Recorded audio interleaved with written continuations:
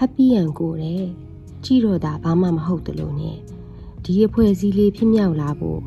ချိန်တွေပင်ပန်းဆင်းရဲမှုတွေ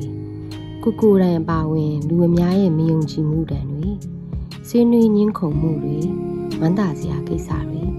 အားတက်စရာကိစ္စတွေအများကြီးကိုကျော်လွှားခဲ့ရပါတယ်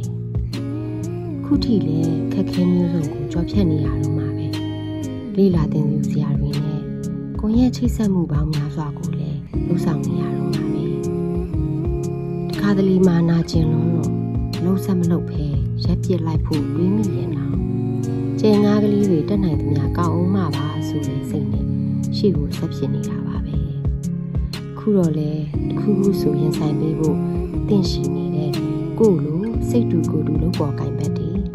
ဉာဏ်ပညာဆိုင်ရာခွန်အားတွေကိုဖြည့်တင်းပေးဖို့တန်းလင့်လို့ကြိုးစုပေးနေတဲ့မောင်နှမအဖွဲ့အစည်းတွေဒီအဖွဲ့အစည်းလေးရှေ့ဆက်ဖို့အားပေးဝန်းရံပေးနေတဲ့ချစ်ရတဲ့ follower တွေ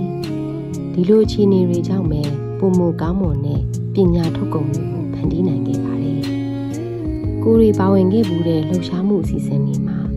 လင်တန်တင်နေခဲ့တဲ့ပြည်သူတွေတက်လည်းပါပါတယ်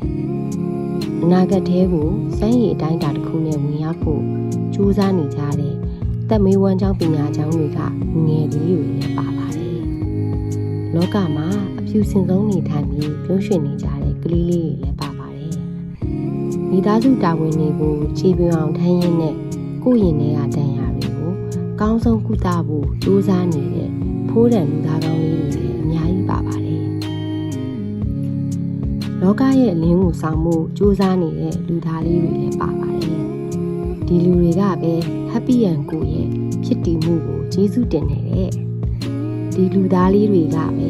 happy ရန်ကိုကြောင့်သိပညာတွေတိုးတယ်ဒီလူငယ်တွေကပဲ happy ရန်ကိုကြောင့်ပြန်ပြီးပြုံးတက်လာတယ်ဒီစကားသံတွေကရှေ့ဆက်ဖို့ခွန်အားတွေအများကြီးဖြစ်ရပါတယ်ဒီပြုံးပိုင်ရှင်လေးတွေကြောင့်ပဲပြိုလဲကြမလို့ဖြစ်သွားတဲ့စိတ်လေးတွေကိုပြန်ပြီးတိဆောက်လာနိုင်တာပါဒါကြောင့်မို့ကျေးဇူးအရန်တင်ပါတယ်နော်ဆက်ပြီးလဲစူးစမ်းနေလို့မှာမို့ဒီစူးစမ်းမှုတွေကိုအသိမှတ်ပြုပေးပါအောင်နော် happy ရန်ကိုကြောင့်ပဲဖြစ်ဖြစ်ကိုယ့်ရဲ့ဖြစ်တည်မှုလေးကြောင့်ပဲဖြစ်ဖြစ်ထပ်ပြီးပြုံးပြီးပျော်ပေးပါအောင်နော်